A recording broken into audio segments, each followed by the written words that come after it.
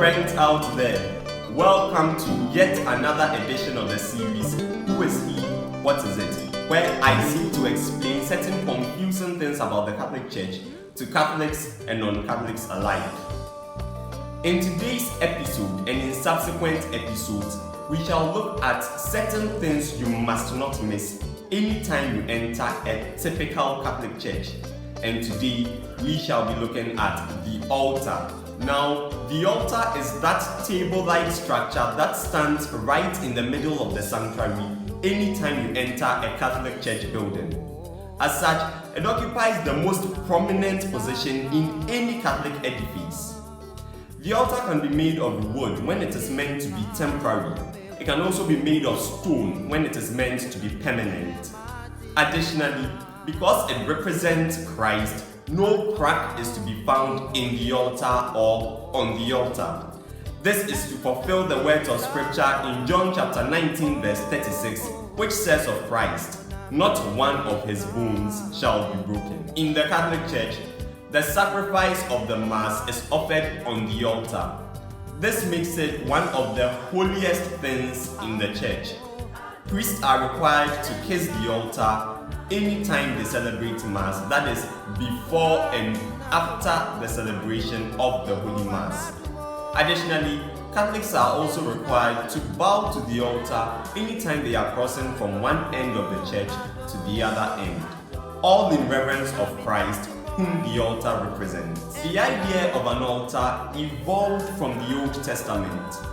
Abraham erected an altar in Genesis chapter 12 verse 7 and in 22 verse 9. Isaac erected an altar in Genesis chapter 26 verse 25. Jacob erected an altar in Genesis chapter 33 verse 20 and in chapter 35 verse 1 to 3. While Moses also erected an altar in Exodus chapter 17 verse 15. Generally, the people of God will slaughter an animal and offer it as a burnt offering to God on the altar in preparation for a sin they had committed or in thanksgiving to Him for something He had done for them. At times, incense was also offered on the altar.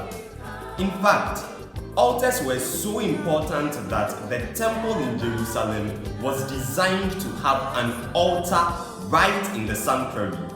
Altars were places where the divine world and the human world interacted. They were places of communication, exchange, influence, and revelation. In the first chapter of Luke, it was while the priest Zachariah was offering incense to God that the angel Gabriel appeared to him. In the New Testament, Jesus Christ is seen as the ultimate sacrifice in atonement for the sins of the world. He offered his own body and blood on the altar of the cross.